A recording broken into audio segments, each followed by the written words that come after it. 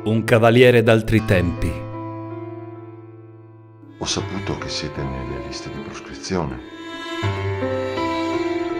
Un amore immortale. Una storia antica ed attuale. Perché non si tenta una ribellione? Una patria da difendere.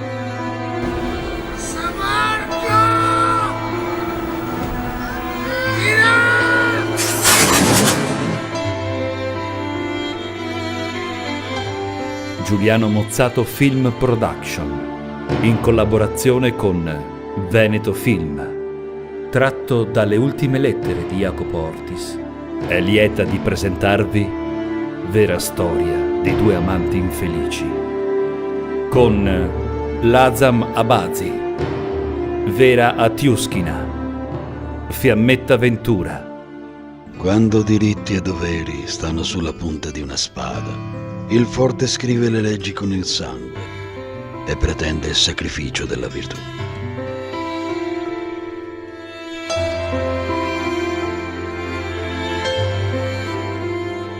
Io vi scongiuro, in nome di Teresa, partite.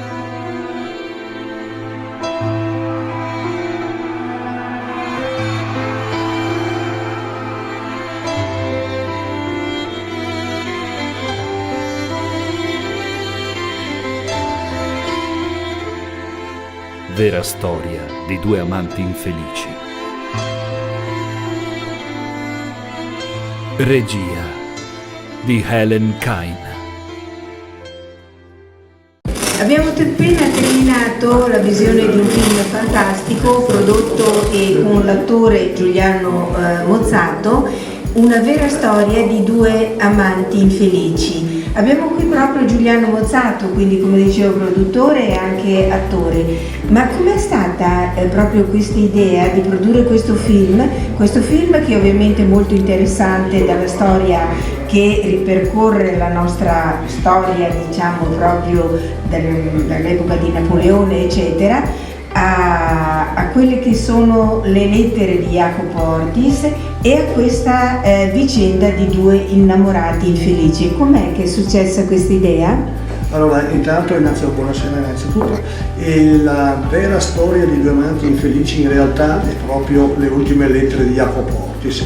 Il vero titolo del romanzo era Vera storia di due amanti infelici, poi è stato nominato come le ultime lettere di Jacopo Ortis. L'idea non è stata personalmente mia, è stata di un professore, un insegnante universitario, Emil Ricci, la quale si parlava di creare un'opera del Foscolo e abbiamo scelto appunto questa tematica. E è nato un po' il film storico, come diceva anche il nostro regista Helen Kain, non è un'impresa facile perché i film storici giustamente creati, parliamo di un film del 1797 perché Foscolo scrisse proprio questo romanzo in località Feriole di Abano Terme. Infatti se lei ha visto tutto il film è girato nelle location proprio che citate nel romanzo del Foscolo, qui non c'è nulla che è fuori romanzo, tutti i dialoghi, tutte le parole,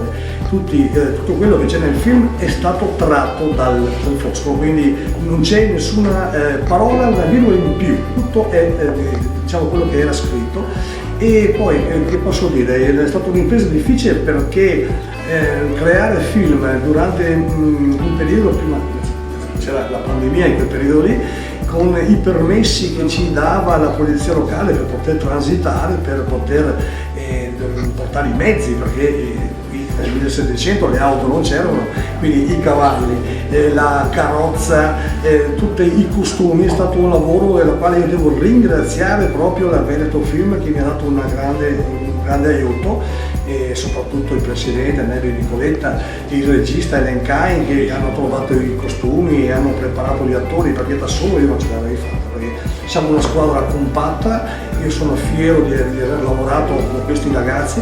Lazza Mavaz oltretutto è un attore che ha fatto l'Accademia a Milano ed è stata la sua prima esperienza, che è stato per me, parla poco nel film perché è tutto un remember, tutto un dialogo, ma quel poco che fa lo ha fatto bene.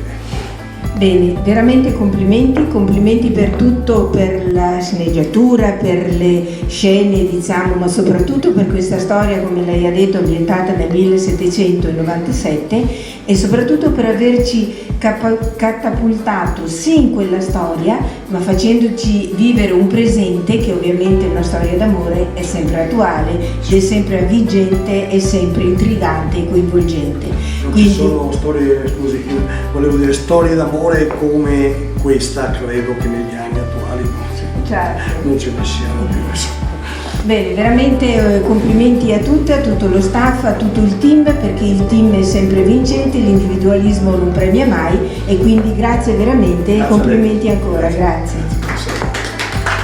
Qui il piacere di avere la Presidente di Veneto Film, che ha collaborato con Giuliano Mozzato per questo interessante film, Nicoletta Nelly, alla quale chiediamo anche lei il perché di questa idea, ma soprattutto questa fantastica collaborazione che avete avuto per questo film veramente entusiasmante e veramente bello.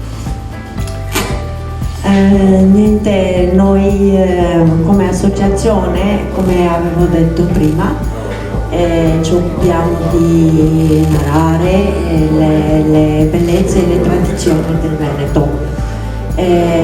Parlando con Giuliano e insieme con Lele, con il nostro regista, abbiamo pensato di collaborare insieme.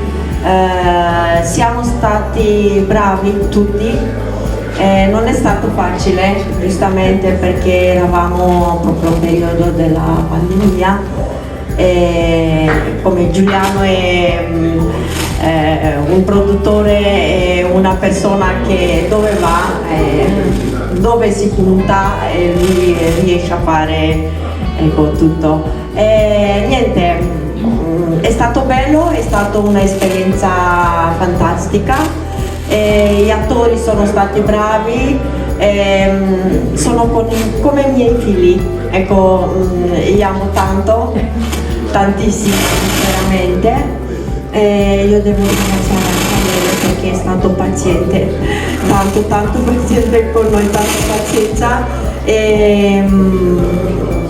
Niente, sono tanto entusiasmata di finire e niente, sono commossa, ecco. Grazie mille. Grazie ancora e complimenti, ma anche una domanda al regista Ellen Cain, il perché appunto e il bello di questa collaborazione. Innanzitutto volevamo narrare delle storie del territorio, storie particolari a cui nessuno più dà molto rilievo. Il film è un film molto romantico, visto un uomo dell'Ottocento, romantico all'estremo, quasi diciamo diabetico, diciamo che è entusiasmante vedere ancora gente che si commuove in queste storie, diciamo, antiche di una volta, in questi modi, diciamo, platonici, non come quelli odierni. Poi il bello del cinema è appunto tornare indietro nel tempo, fare una full inversion di viaggio. Il film ha una poesia del trascendente, qualcosa di tutto il percorso, qualcosa di raro, cioè una fotografia attuale. È stata un'impresa, infatti quando me l'hanno proposto ho detto che nessuno aveva mai fatto un film sul fosforo perché era difficile narrare queste fatture elementari, e io mi sono esaltato, non immaginando le difficoltà poi che mi ero incontro, però ci siamo riusciti. La collaborazione con il produttore Giuliano va avanti da un bel po' di anni, lo conosco, e ogni volta alziamo l'asticella più in alto sui prodotti, diciamo, offerti. Sono contento, stiamo cercando di portare il film al festival speriamo in una buona uscita. Grazie veramente, i complimenti. Possiamo concludere con una frase che io credo rispecchia tutto, la passione che avete messo, l'entusiasmo, quello che ci ha raccontato il film è che amor omnia vincit, quindi in tutto siete riusciti, avete vinto e siete vincitori. Grazie e complimenti, grazie. E ancora un grazie e un pensiero a Patrizia Ferrato, giornalista, che ha introdotto questa meravigliosa serata. Grazie per la collaborazione e anche lei un qualcosa su questo meraviglioso film.